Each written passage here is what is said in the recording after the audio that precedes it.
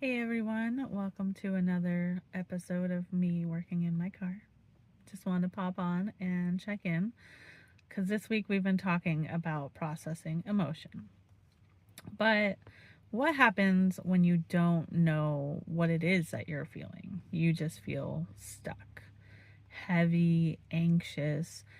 You feel it in your body and you can't name it. When you can't name it, well, then we know you can't heal it. You carry it around. So today I'm going to show you how to read that energy, just like maybe somebody who you've heard called an intuitive would, or somebody who's an empath, right? Your body is not a traitor. Sometimes it feels that way, but it's a messenger. That stuck feeling, that anxiety in your chest, or the tension in your shoulders. For me, it's always this one. It's a signal, and it's really easy to ignore if we train ourselves to do so. But it's your body's way of telling you there's an unprocessed emotion that needs to be witnessed. That's all, just witnessed. One of my favorite things to do in my line of work is to actually teach others how to listen to that.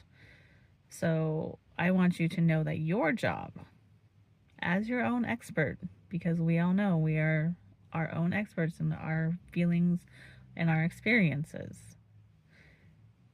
is to learn how to listen to yours. So your job as your own expert is to learn how to listen to yours. Now, you don't need to be a professional intuitive to do this. You just need to be curious. And I'm going to share a simple practice that I use with my clients so you can learn how. So, first, we're going to get quiet. So, find a quiet space, a moment in the car, a moment in the bathroom, wherever you can find it, and just put your hands on the part of your body that feels stuck. So, like for me, I would on my shoulder back here because that's always always where the tension is. Maybe it's the back of your neck, maybe it's the base of your head. It could be anywhere. It could be feeling it in your chest. Just put your hand there and ask yourself, either aloud or in your head, what are you trying to tell me? And then just listen for a moment. And after that, we're going to use a tool. So if you like to write things out, if you're that kind of a processor, grab a journal or a paper and just start free writing. You could even just start with, today my shoulder was really hurting. I'm not sure why. I put my hand on there and I was quiet. Like, you can literally write out what you were doing, and that will open the door for that communication for yourself. And something that I do, sometimes I write. Another thing I like to do, though, that maybe not a lot of you know, is I pull from a tarot deck or an oracle deck. But I do this as a way to kind of let my mind tell me where I need to go. So pull a card, just like I did on our stories today, and ask the deck when you're doing this, like, where and what is this stuck energy? Where is it coming from?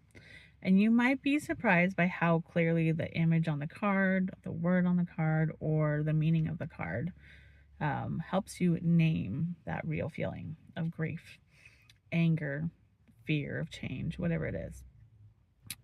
If you want to see me do this, we can totally do that together. Just let me know in the comments and I will do another video of pulling a card and explaining how it links from the card to what's here or here or here, right? So once you have that name and you go, okay, this is the emotion I'm dealing with, you've read the emotion, and now you can do step 2 from our carousel earlier. So step 2 is to process it. You can't process a stuck feeling. You can't say, I need to process being stuck. But you can process grief or anger or sadness. So we've turned that vague problem into a clear path to starting our healing. Learning to read your own energy is like the ultimate form of self-advocacy because we know what we need once we can label it. And you are your best expert. You are. You can do it, I promise. But we're here to help if you need it. So I love to know what's your favorite way of checking in with your intuition and reading your emotions.